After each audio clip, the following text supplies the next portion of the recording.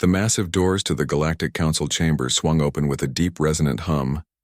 Ambassador Laura Bell took a steadying breath as she led the small human delegation forward. Her footsteps echoed in the sudden silence as thousands of alien eyes turned to watch. The council chamber was a colossal amphitheater carved from what appeared to be a single piece of gleaming black stone. Curved tiers rose hundreds of meters upward, housing representatives from over 700 species. Some floated in specialized environmental pods. Others towered 3 times human height with multiple limbs and eyes, while some were barely visible microorganisms represented by sophisticated translation devices. At the center of the chamber, 5 enormous beings presided from elevated platforms, the High Counselors. The oldest and most powerful civilizations in known space. Ambassador Bell kept her expression neutral as whispers and clicks and electronic communications rippled through the assembly. Many had never seen a human in person before Earth had been discovered barely 2 standard years ago. A primitive world on the outer spiral arm of the galaxy, not even united under a single government. The Chief Counselor Megora, a towering crystalline entity with pulsing internal lights, raised an appendage for silence. The chamber immediately fell quiet. The representatives from Earth may approach and state their case. The translator rendered the complex harmonic tones into English. The voice, somehow, conveyed both authority and disdain. Laura nodded to her team as they moved forward. Dr. Alan West clutched his data tablet nervously, while Commander Diane Foster walked with military precision, her hand never straying far from her ceremonial, but very functional sidearm. The only weapon the Council had permitted them to carry, honored counselors and representatives of the galactic community. Laura began, "I speak for Earth not as a unified voice, but as one of many. We come before you today regarding the quarantine placed on our system." A murmur passed through the chamber. Earth had been placed under Class 3 isolation immediately upon Discovery Standard Protocol for primitive worlds with nuclear capabilities, but no unified government. The hegemony had established the blockade, cutting off all contact except for authorized diplomatic channels. What the Council had not expected was for humans to find a way around the blockade within months. Captain Amelia Drake had discovered a previously unmapped wormhole near Pluto, allowing Earth ships to bypass the hegemony's patrol fleet. The resulting diplomatic incident had brought humans to the Council for the first time. "We request the immediate lifting of the quarantine based on the illegal nature of its implementation." Laura continued, her voice strong. Despite the intimidating surroundings, Earth was not given proper notification, nor the customary observation period before classification. The hegemony representative, a gray-skinned humanoid, with 4 arms slammed 1 fist down. Preposterous. The human speaks of laws she cannot possibly understand. Their species still wages war against itself. They split the atom merely to destroy their own kind. Laura remained calm as planned. She had expected this reaction. The humans had studied the Council records extensively after capturing a hegemony data ship. Their negotiating position depended on appearing both knowledgeable and reasonable. Yet your own Charter Section 7, Paragraph 12, clearly states that any newly discovered species must be observed for no less than 1 standard cycle before classification. Laura countered. "We were classified within 6 days of first contact." The chamber erupted in surprised chatter. The Chief Counselor raised all 4 appendages for silence. "How does the human know of Council Charter classifications?" asked a small avian representative from the 3rd tier. "Our records show no sharing of legal documents with Earth representatives." Commander Foster stepped forward, now part of the carefully choreographed presentation. "We recovered them from the hegemony vessel Arbiter when it violated Earth space 2 months ago." This caused even greater commotion. The hegemony delegation conferred frantically. The Arbiter was on a routine patrol, impossible that humans could have captured. "An advanced warship," exclaimed the hegemony leader. "Captain Drake has recorded evidence to the contrary." Laura replied, nodding to Dr. West, who activated a holographic display. The footage showed the hegemony vessel firing upon an unarmed Earth research station before being disabled by a primitive but effective missile barrage. The Council chambers fell silent as the footage played. When it concluded, Laura spoke again. As you can see, the hegemony has violated 17 separate provisions of the Charter in its dealings with Earth. We do not seek reparations, only the immediate lifting of the quarantine and recognition of Earth as a provisional member with the protections that status entails. The 5 High Counselors conferred in private communication channels for several minutes. Laura and her team stood calmly in the center of the chamber, exactly as they had practiced. The psychological impact of their composure was calculated to demonstrate human diplomatic capability. Finally, the Chief Counselor spoke. The evidence presented is concerning. The Council will need to deliberate on this matter. The humans will be provided accommodations while we investigate these claims. This was better than Laura had hoped. They had expected immediate dismissal. Instead, they had earned a formal deliberation. This meant access to the Council's archives and the right to present additional evidence. She bowed slightly. We thank the Honorable Council for its consideration. Earth looks forward to peaceful relations with all civilizations. As they were escorted from the chambers, Commander Foster leaned close. This went exactly as you predicted, she whispered. But why would the hegemony risk so much to keep us isolated? What are they hiding? Laura kept her expression neutral as they passed dozens of alien representatives, some curious, some clearly hostile. The hegemony delegation watched them with particular intensity. The truth, I suspect, is that they fear us, she replied quietly. Not what we are, but what we might become. Humanity developed faster than any species they've encountered. They went from steam engines to fusion power in less than 300 years. Most species take thousands. The implications were clear. The quarantine wasn't about protecting the galaxy from humans. It was about controlling humanity's development as they reached their assigned quarters. Laura received an urgent message on her secure tablet. It was from Captain Drake, still hiding near the wormhole with Earth's small defense fleet. The message was brief but changed everything. Found hegemony transmission confirmed. They know about the precursor ruins on Mars. They believe humans are descended from the Builders. Laura stared at the message for a long moment. The Builders, the legendary species said to have created the first iteration of the Council hundreds of thousands of years ago before mysteriously vanishing. If true, it explained everything. And it meant the diplomatic game they were playing had far higher stakes than anyone on Earth had realized. They needed to win the Council's support before the hegemony decided a quarantine wasn't enough to contain the human threat. The Council deliberations had stretched into their 3rd day. Ambassador Laura Bell stood at the viewport of the diplomatic quarters, watching the massive space station rotate against the backdrop of a violet nebula. Her reflection showed the strain. Of the past 72 hours, dark circles had formed beneath her eyes, and her normally pristine uniform looked slightly rumpled. Dr. West entered the room carrying fresh data tablets. This just came through from Earth, he said. They found more ruins, beneath the Martian South Pole, definitely precursor technology. Same markers as the ones in Antarctica. Laura accepted the tablet, scanning the images with growing concern. The ruins were estimated to be at least 50,000 years old, suggesting the precursors had maintained a presence in the Sol system long after they supposedly vanished from the galaxy commander. Foster joined them, her military bearing unchanged. Despite the tense situation, the hegemony delegation has been meeting with the military representatives from the Krell and Vorten Empire, she reported. All known expansionist powers. Looks like they're building a coalition. Laura nodded, absorbing the information. They know we know, she said, and they're preparing for the possibility. We convinced the Council. The door chime interrupted their conversation. Laura straightened her uniform and nodded to Foster to admit their visitor. A tall, blue-skinned alien entered, moving with fluid grace on 3 jointed legs.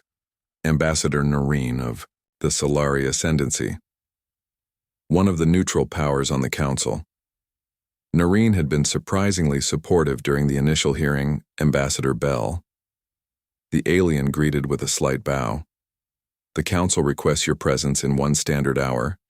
The hegemony has made new accusations against Earth. Laura exchanged glances with her team. This was unexpected and potentially dangerous. What accusations? The Solari ambassador hesitated. The hegemony claims they have proof that humans have been experimenting. with forbidden precursor technology.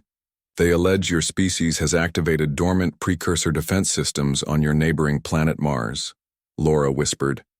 The hegemony must have been monitoring their excavations more closely than they realized. Such accusations are extremely serious, Ambassador Narration continued. The penalty for unauthorized use of precursor technology is immediate quarantine and technological regression. The hegemony is calling for Earth to be reduced to pre-industrial capacity, for safety. The room fell silent as the implications sank in.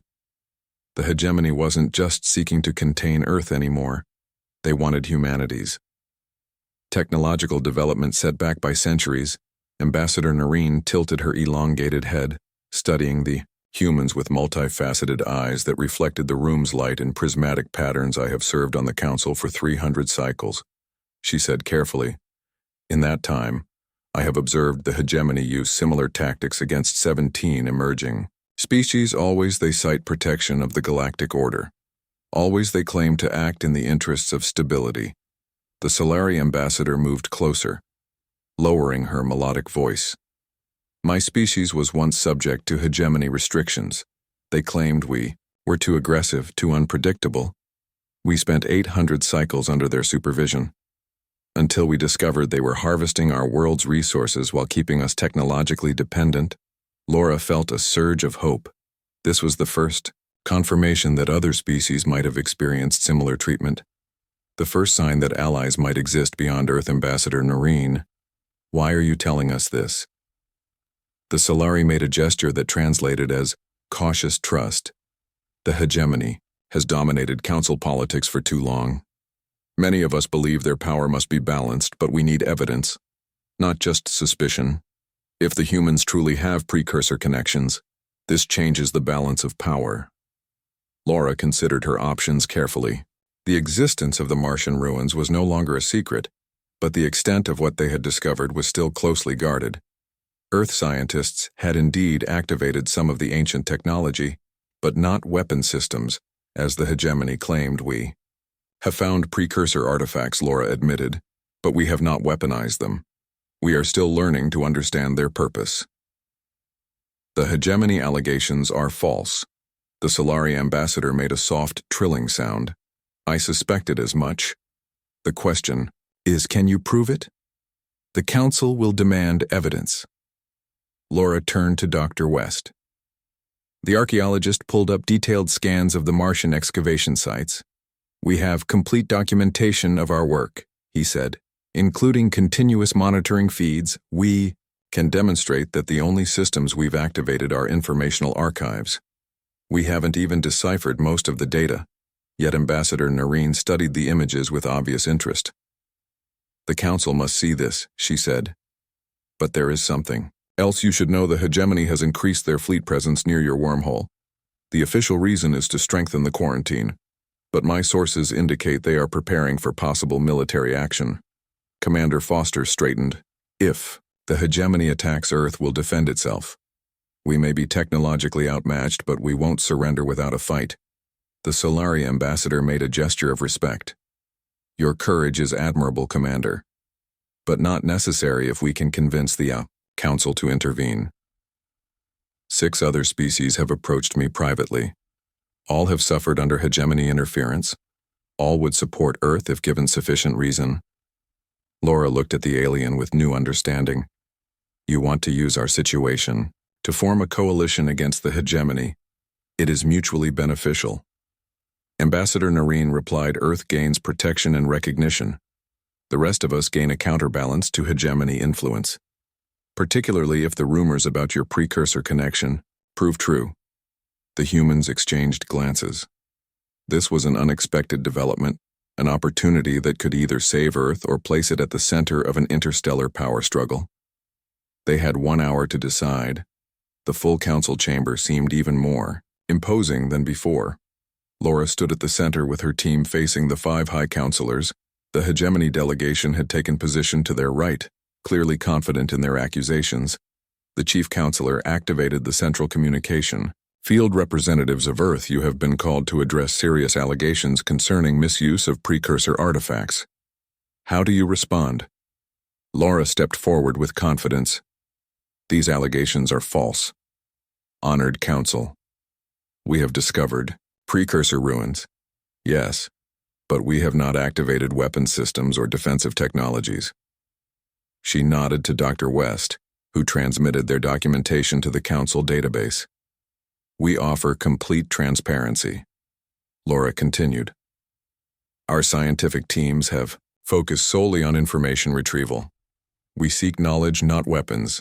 The hegemony representative Rose lies. The humans activated a planetary defense grid on their fourth planet. Our sensors detected energy signatures consistent with precursor weapon systems. Laura remained calm as planned. If I may address this specific claim, she said, we detected the same energy signature 3 days ago. It was caused by our scanning equipment interacting with dormant systems, not by activation. We immediately quarantined that section of the ruins. Dr. West projected the monitoring logs showing the energy spike and the subsequent containment measures.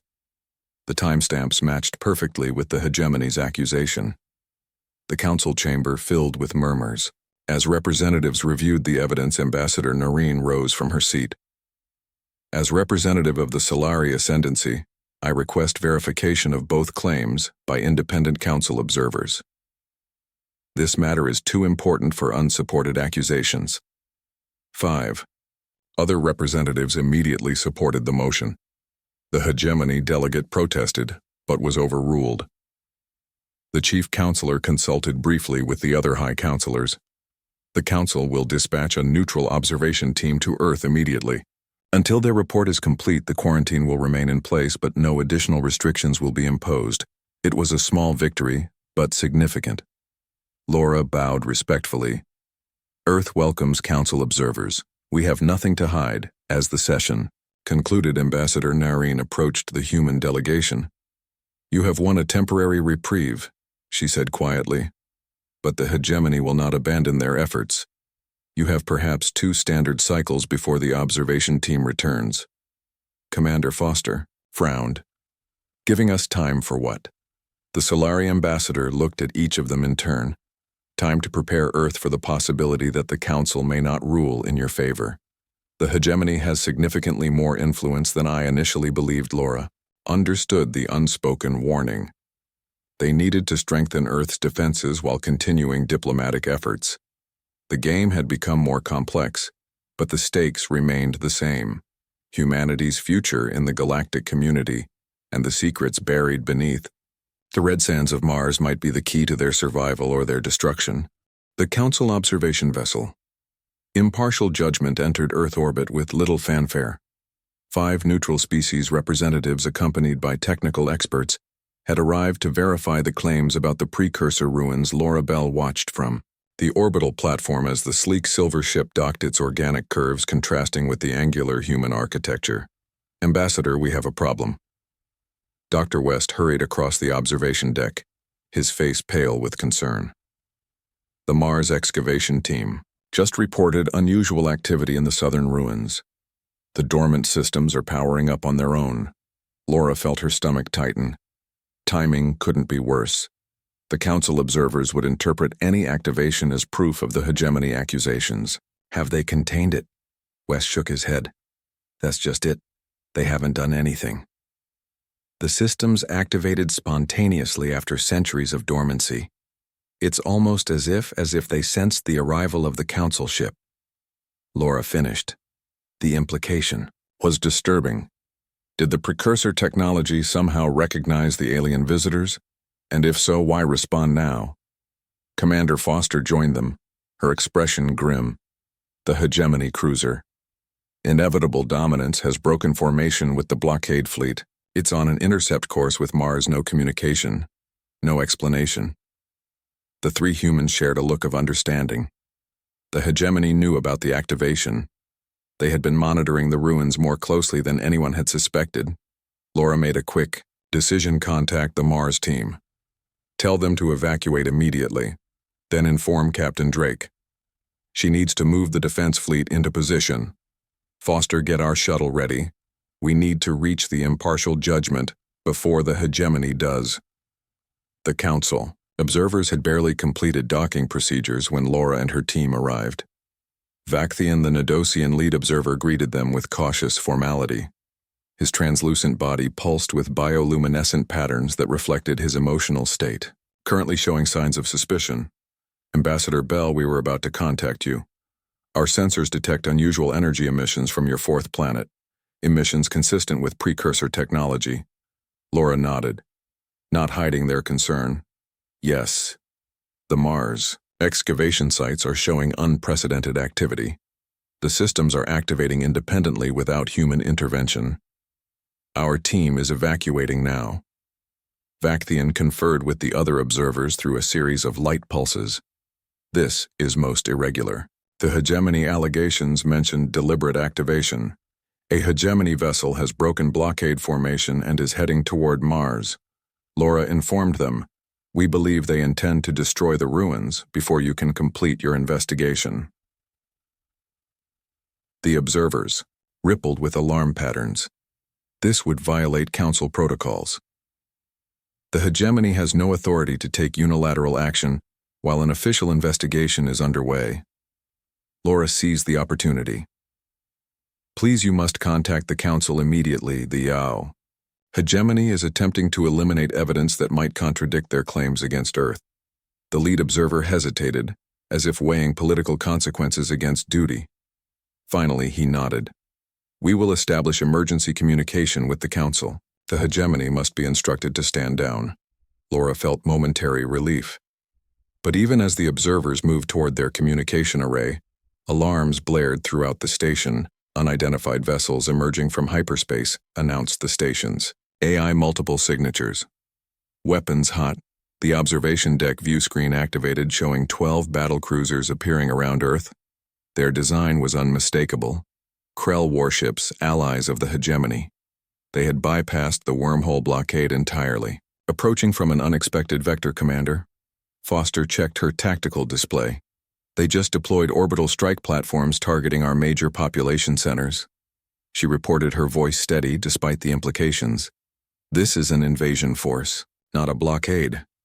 The Council observers watched in shock, their bodies flashing patterns of distress and confusion. Vakthian turned to Laura. "The Krell would not act without hegemony approval. This violates all Council protocols.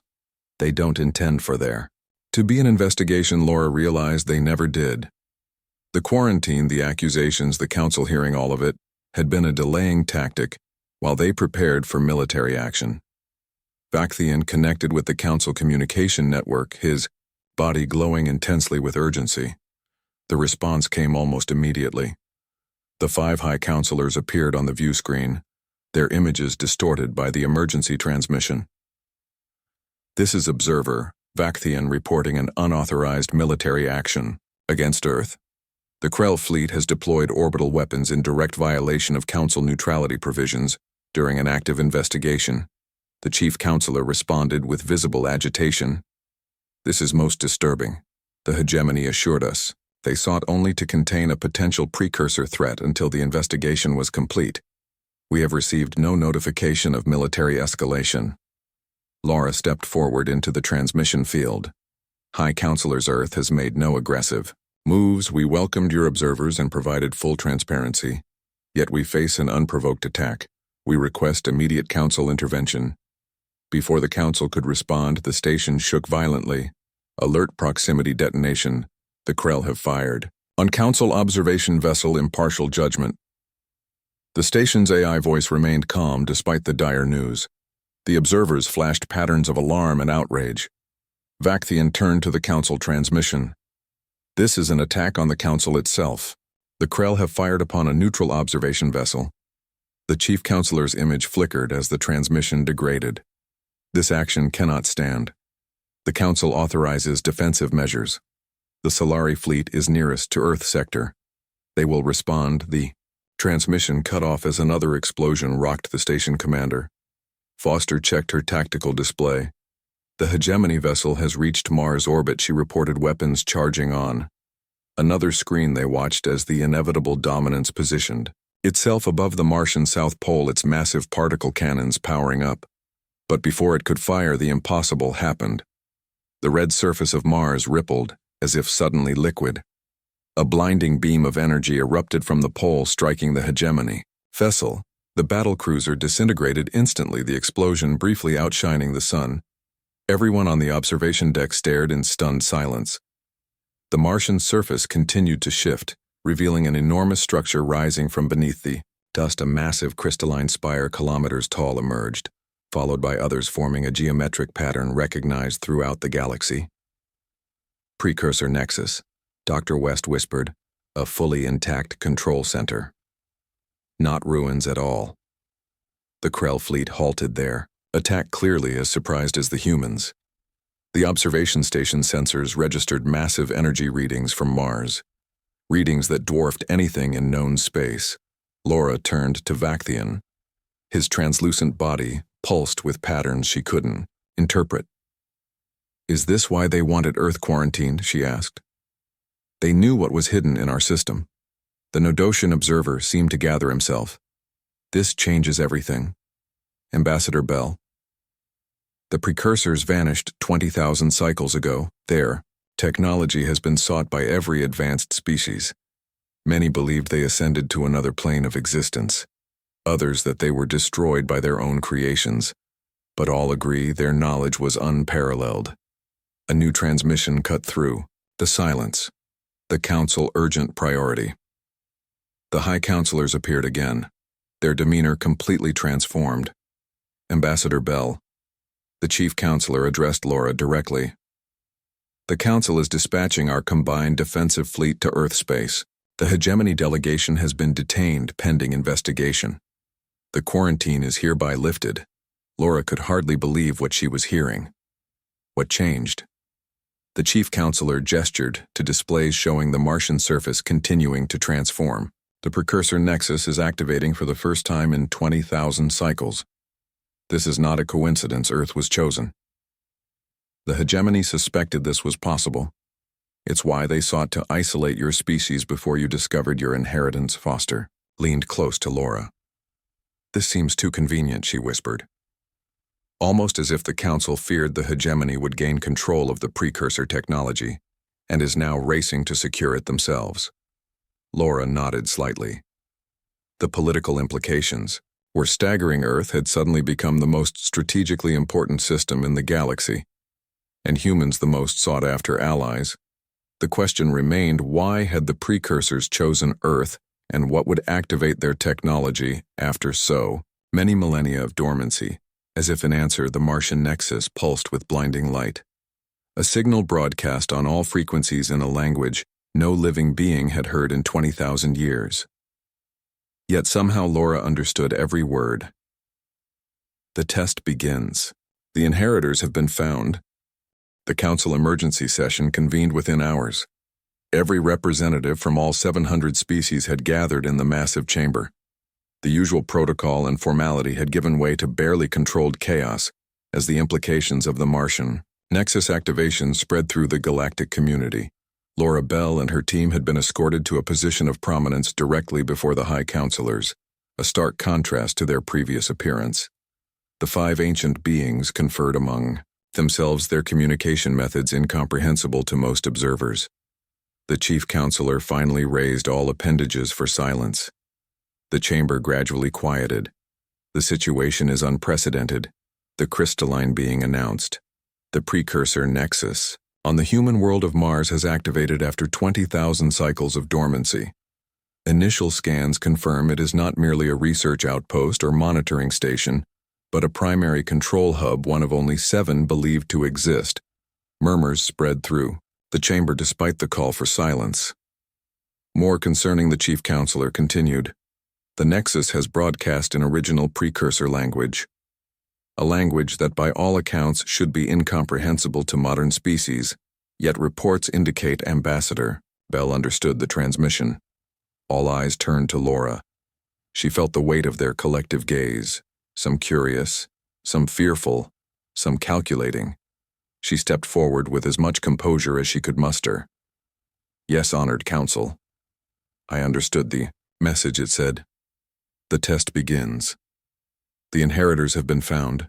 The chamber erupted in exclamations and demands for explanation. The Chief Counselor struggled to restore order. The hegemony delegation, now under guard, attempted to speak but was silenced. Ambassador Noreen of the Solari Ascendancy approached the central platform.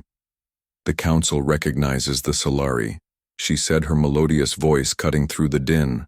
"The ancient texts speak of the inheritors, those chosen by the precursors to receive their legacy." After passing the great test, she turned toward Laura. "Could it be that humans are these inheritors?" Before Laura could respond, another representative pushed forward. This one a gaseous being contained within an environmental suit. "The Vorax Collective. Objects. The humans are primitives barely able to achieve spaceflight. They still war among themselves. They cannot possibly be the chosen successors to the precursors." Der West stepped forward beside Laura. "Speaking as Earth's chief archaeologist, I must point out that the Nexus activated in response to human excavation, not to any other species' presence. The hegemony has known about the ruins for decades, yet they remained dormant until we began studying them." The council chamber grew quiet. As the implications sank in, Commander Foster added her perspective. The precursor message specifically mentioned inheritors plural, not singular. This suggests the legacy may be meant for all sentient species, not just humans. Perhaps humanity was merely the catalyst. The chief counselor focused multifaceted sensors on the human delegation. Ambassador Bell, "You claim to have understood the precursor language, a feat no known species has accomplished in 20,000 cycles. How do you explain this ability?" Laura had been asking herself the same question since the moment she heard the transmission. The answer came to her suddenly, with perfect clarity. "The precursor ruins in Antarctica," she said. "They were discovered 50 years ago.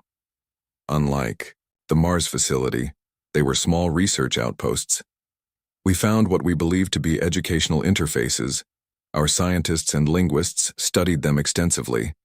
They thought they had made little progress, but perhaps understanding dawned on the council representatives.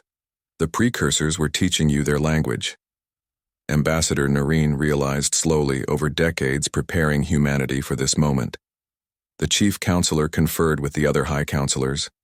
The chamber remained unusually silent as everyone awaited their response. "The council has reached a preliminary decision. The crystalline being announced. The quarantine of Earth is permanently lifted. Humans are granted provisional member status with all associated protections. The hegemony delegation will remain detained, pending full investigation into their unauthorized military action." Laura felt a momentary sense of triumph, but it was quickly tempered by the chief's next words. "However, the Martian Nexus represents too significant a discovery to leave in the hands of a single species, particularly one as young and fractious as humanity. The Council will establish a multicultural research team to study the facility. All findings will be shared with the galactic community." It was a diplomatic way of saying Earth would lose control of the precursor technology, a technology that by all rights belonged to humanity. Honored Council. Laura began choosing her words carefully. "While Earth appreciates your recognition of our status, we must object to external control of the Martian facility. The Nexus activated in response to humanity, not to Council authority. This suggests the precursors intended humans to access their legacy directly." The Vorax representative immediately objected. "Absurd. The humans seek to monopolize precursor technology for themselves. This cannot be permitted," Ambassador Noreen countered. "Perhaps we should consider what the precursors themselves intended. The message spoke of a test. If humans are indeed the catalysts or inheritors, might interfering with their access to the Nexus violate the precursors' wishes." The council chamber filled with arguments from all sides. Some species supported Earth's claim, others demanded immediate council control of the technology. A few even suggested destroying the Nexus entirely, calling it too dangerous for any modern species to control. As the debate raged, Laura received an urgent message on her secure tablet. It was from the Mars research team, still monitoring the Nexus from a safe distance. "Ambassador, the Nexus is broadcasting again. Different message. Translating now, but preliminary analysis suggests it's addressed to you personally. Request instructions. Laura showed the message to her team. They exchanged concerned glances. The council was still debating, unaware of this new development. Commander Foster leaned close. "What do you want to do?" "If you tell the council, they'll certainly demand to control the response." Laura made her decision quickly. "Send me the translation directly. Tell no one else." Within moments, her tablet displayed the translated message. It was indeed addressed to her, Ambassador Laura Bell, Catalyst of Earth. "The test requires your presence. The Nexus awaits your decision. Come alone. The future of all inheritors depends on your choice." Laura took a deep breath, considering the implications. The precursors wanted her personally at the Mars Nexus. Not the council, not even her team, just her. But why? What decision was she meant to make? She looked up at the council, still locked in heated debate about jurisdiction and access to the technology. None of them knew the Nexus had requested her presence. If she informed them, they would never allow her to go alone. They would demand control of the interaction. Yet if she kept it secret and somehow made her way to Mars without council permission, she would be violating the very diplomatic relationship she had fought to establish. Dr. West noticed her expression. "What's wrong?" he whispered. She showed him the message. His eyes widened. "You can't seriously be considering this," he said. "The council would see it as a betrayal, and we have no idea what the Nexus wants from you. It could be dangerous." Laura looked around.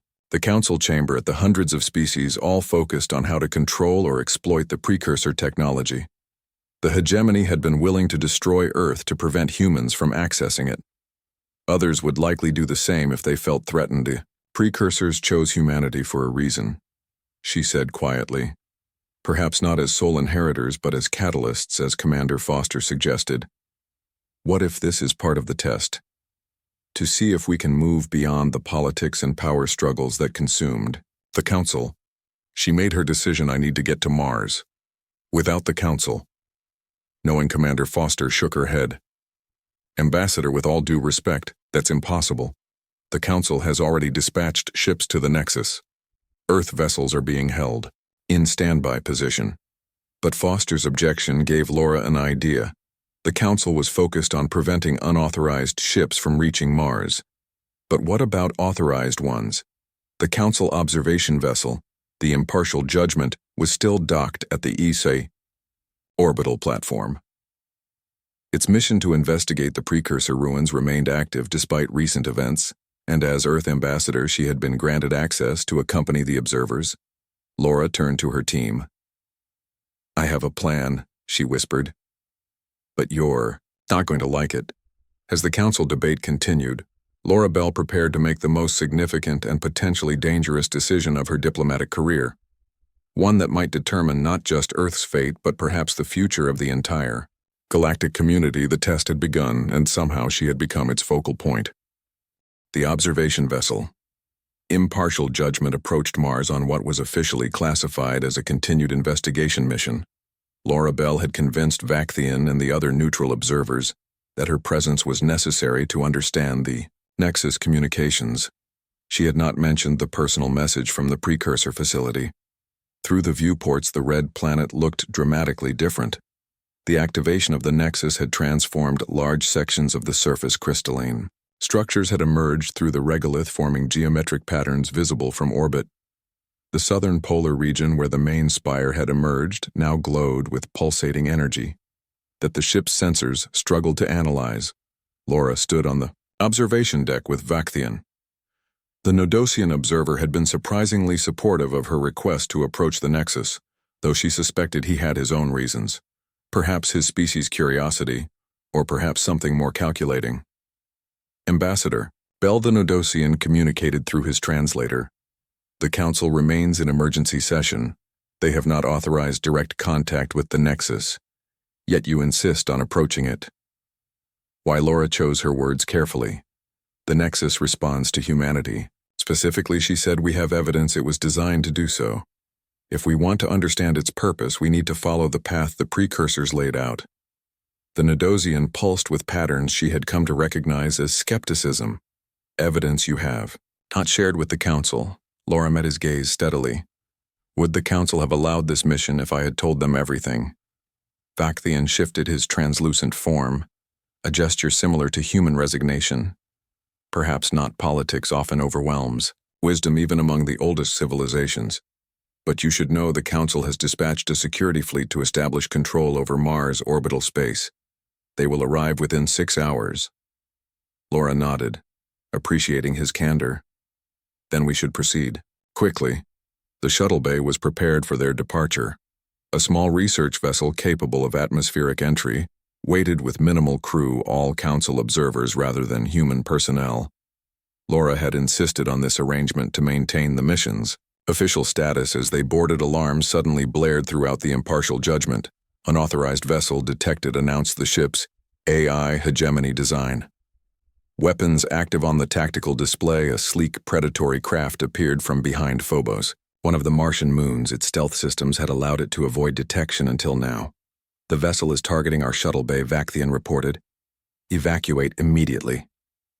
Laura grabbed the Nodosian's environmental suit, pulling him toward the shuttle. We need to launch now, the pilot protested. But the hegemony vessel. Would you rather face their weapons here or take our chances on the surface? Laura demanded. The Nexus destroyed a hegemony battlecruiser.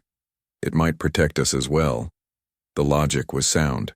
They sealed the shuttle and initiated emergency launch procedures. The bay doors opened to space just as the first energy blasts struck the impartial judgment. The shuttle burst free as explosions ripped through the observation vessel. The pilot executed evasive maneuvers as they plunged toward the Martian atmosphere. The hegemony vessel fired again, grazing their shields. The shuttle shuddered, but maintained integrity. Behind them, the impartial judgment listed in space, secondary explosions, cascading along its hull. It had been severely damaged but not destroyed. The hegemony vessel turned its attention to the fleeing shuttle, preparing to fire again. Then a blinding beam of energy lanced up from the Martian surface, striking the hegemony ship. The vessel disintegrated instantly, just as the first had days earlier. The Nexus had indeed protected them. The shuttle entered the Martian atmosphere with damaged stabilizers, making the descent treacherous. The pilot fought to maintain control as they approached the transformed landscape of the southern pole. The massive crystalline spires loomed ahead, connected by glowing energy filaments that arced between them. The central structure dwarfed everything, rising nearly 10 kilometers above the surface. Its faceted surfaces reflected the harsh Martian sunlight in mesmerizing patterns. There the pilot pointed to a flat crystalline platform that had formed near the base of the central spire. An artificial landing pad designed to accommodate vessels of their size. They touched down with a jarring impact, the damaged shuttle systems finally giving out as they settled onto the platform. The external sensors showed breathable atmosphere within the crystalline structure, a bubble of habitability created in the otherwise hostile Martian environment. Laura prepared to disembark, securing her environment suit as a precaution. Vakthian and the other observers moved to join her. No, she said firmly. The message was clear. I must go alone. The Nodosian pulsed with alarm patterns. Ambassador, this violates all Council protocols. We cannot allow unmonitored contact with precursor technology. Laura stood firm. This is what the precursors requested. If we want answers, we need to follow their instructions. Vakthian conferred briefly with the other observers. Finally, he relented. We will monitor from here, he conceded. But if we lose contact with you for more than 10 minutes, we will follow. Laura nodded, accepting the compromise. She cycled through the airlock and stepped onto the crystalline surface of Mars. The transformed landscape was breathtaking. Up close, the crystalline structures revealed impossible complexity, patterns within patterns, fractal geometries that seemed to shift as she looked at them. The air within the atmospheric bubble was perfectly breathable, with a slight sweetness like mountain air on Earth. As she approached the central spire, a pathway formed before her, the crystal beneath her feet illuminating to guide her way. She followed it into an opening that appeared in the base of the massive structure. Inside, the spire opened into a vast chamber, larger than seemed possible from external dimensions. The walls pulsed with light in patterns reminiscent of neural networks. Light. Spilled from every surface yet cast no shadows. An impossible physics that hinted at the advanced nature of precursor technology. At the center of the chamber stood a simple crystalline platform. As Laura approached it, the entire chamber brightened. A presence filled the space, not physical but unmistakable. Ambassador Laura Bell of Earth. The voice spoke directly into her mind in perfect English. Welcome to Nexus, Point 7. The final catalyst. Node Laura gathered her courage. Who are you? She asked. Are you a precursor? The chamber pulsed with something akin to amusement. I am an interface, a creation designed to evaluate potential inheritors. I have waited 20,000 cycles for a species to reach this point. Why humans? Laura asked. Why choose us as catalysts? The presence seemed to consider her question. Humans possess a unique combination of traits: adaptability, creativity, empathy, determination, and most importantly, potential for growth. The precursors themselves evolved from beings similar to you. The implications were staggering. Humans were evolutionary relatives of the most advanced species the galaxy had ever known. What is the test? Laura asked. And what happens if we fail? The chamber darkened slightly. The test is already underway. The activation of this nexus has forced the galactic community to respond. The hegemony chose aggression and domination. Others seek control from fear. Others still wish to destroy what they cannot understand. Each response is being evaluated, Laura. Understood with sudden clarity, the test wasn't just for humanity, it was for the entire galactic community, to see how they would respond to a fundamental shift in power and knowledge. And the inheritors, she pressed. Who are they? All who pass the test. The presence replied. The precursors did not select a single successor species but sought worthy civilizations who could share their legacy without repeating their mistakes. Mistakes. Laura sensed something profoundly important. What mistakes? The chamber pulsed with what felt like ancient sorrow. The precursors advanced beyond physical form, beyond the limitations of matter. But in doing so, they created technologies that threatened existence itself. They withdrew their presence from the galaxy, establishing the Council and these nexus points to guide the younger species. When inheritors worthy of their legacy emerged, they would share their knowledge safely controlled. Laura thought of the council chamber, hundreds of species arguing over control of technology they didn't understand, the hegemony willing to destroy Earth to maintain power, the very behaviors that had threatened the precursors themselves. What is my role in this? She asked. Why request my presence? Specifically, you are the catalyst. Ambassador. The presence seemed to move closer. Your decision now determines the outcome of the test. You must choose. A crystalline console emerged from the platform before her. 3 distinct symbols appeared upon it. Choose isolation. The presence explained the nexus will deactivate. The knowledge will remain hidden until another species proves worthy. Perhaps in another 20,000 cycles. Choose succession.